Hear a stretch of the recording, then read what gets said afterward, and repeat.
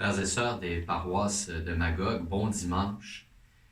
Vous savez, la pandémie actuelle et le confinement changent nos habitudes. Je me trouve actuellement dans la chapelle d'adoration que plusieurs paroissiens fréquentent. Habituellement, cette chapelle est davantage habitée par la présence des paroissiens et paroissiennes qui viennent s'y ressourcer, déposer leurs intentions, mais aussi porter les intentions de ceux et celles qui comptent sur leurs prières.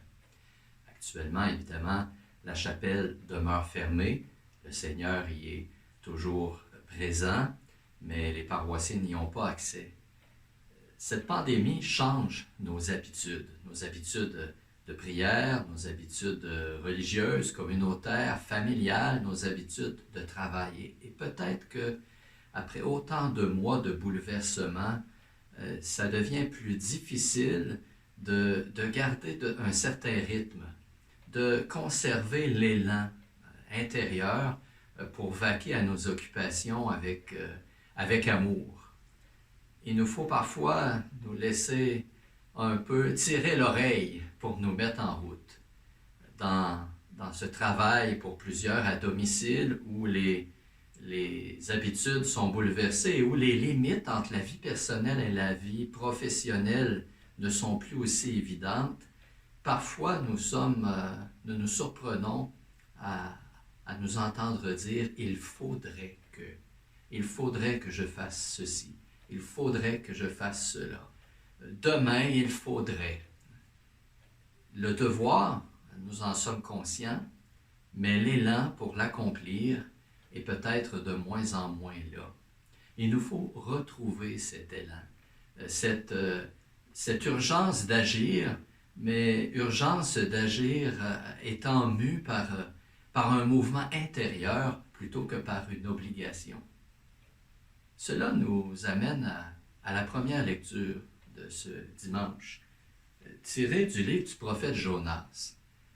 Jonas s'est laissé passablement tirer l'oreille. Il faudrait que je me mette en route.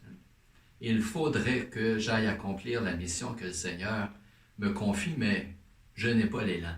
Jonas résiste à sa mission. Nous savons, avec quelques aventures, il va finir par l'accomplir, mais sans trop de conviction. Il va parcourir en une seule journée Ninive, une très grande ville, pour y annoncer le message que le Seigneur lui demande de porter, mais sans trop de conviction. Eh bien, à son grand étonnement, les gens de Ninive vont croire en Dieu. Ils vont annoncer un jeûne, et tous, du plus grand au plus petit, se vêtirent de toile à sac.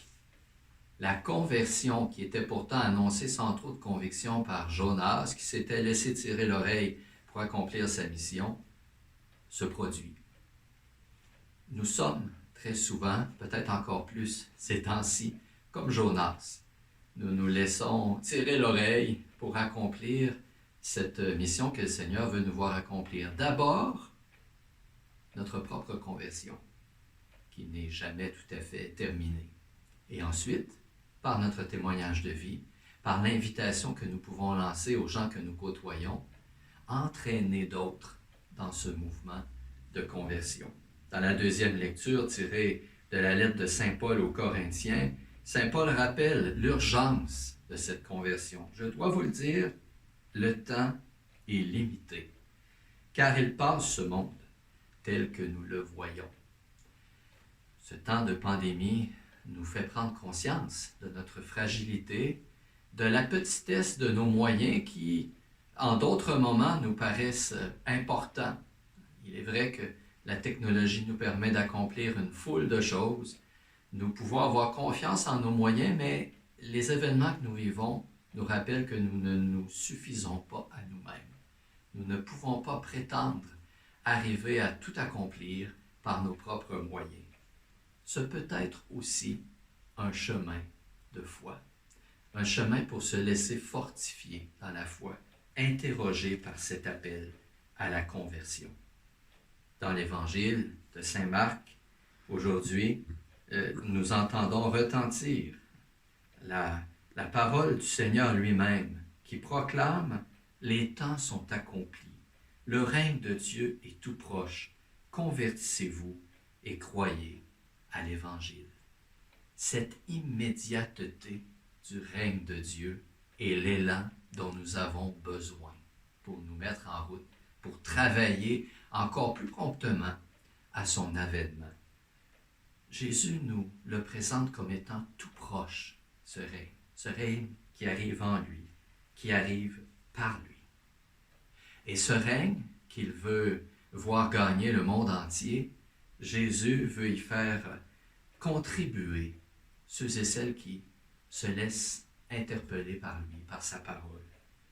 Il va interpeller notamment Jacques, fils de Zébédée, son frère Jean, qui vont laisser leurs occupations habituelles pour aller avec lui, répondre à l'appel, partir à sa suite, comme nous dit l'Évangile.